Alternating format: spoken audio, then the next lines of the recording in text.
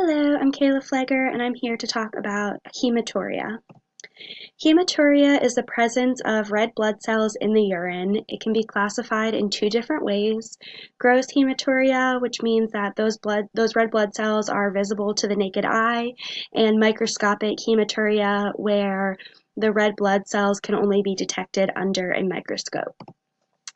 Um, a urologist would be able to diagnose hematuria, and they may request some different lab tests or clinical procedures to help come to an accurate diagnosis. So the first step of diagnosing hematuria is a urinalysis.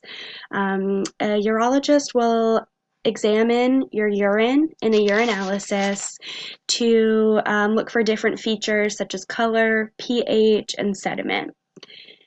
Some additional tests that they may request if they're not able to diagnose the hematuria based on your urinalysis could be a CT scan of the kidney or a computed tomography scan, which is going to show multiple views of the kidney, and their urography or the visual image that is produced would be evaluated by the urologist. They may also request an MRI or magnetic resonance imaging of the kidney and surrounding structures.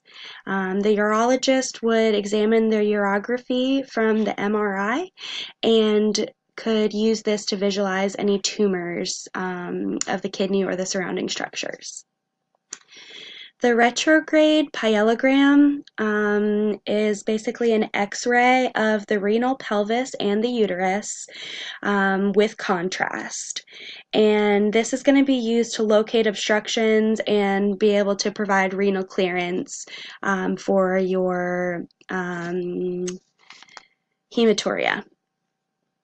And then last but not least, a cystoscopy may be required as well, which is an invasive test of the bladder and the urethra, and this could always be used to take a biopsy if need be. There could be several diagnoses for hematuria, depending on your symptoms, the results, medical history, that kind of thing. It could be caused by something as simple as vigorous exercise or vigorous sexual activity, or the cause could be much more serious, such as bladder cancer, kidney cancer, inflammation of one of the organs in the urinary tract, or potentially polycystic kidney disease. So your urologist would be able to diagnose you based on the different tests that were performed, your medical history, and family history.